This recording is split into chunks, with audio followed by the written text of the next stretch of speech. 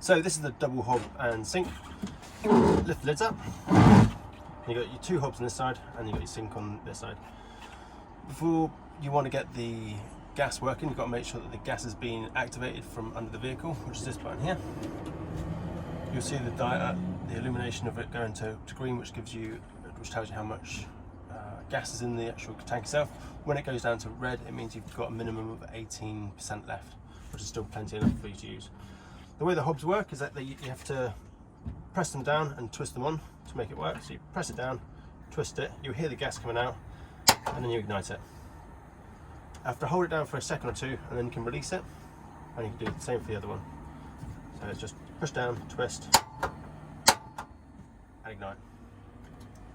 What happens, it's got a safety valve inside it, so that if the wind were to blow it out, it will automatically disconnect the gas, and it will stop any gas from leaking into the vehicle itself.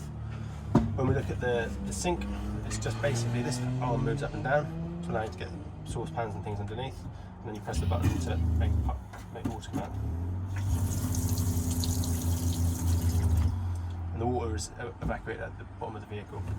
My little top tip for the hobs is to use a 3-tier steamer. So the idea that you can get your vegetables and potatoes and things like that on one side, and then on the other side that's where you can be cooking the sauce.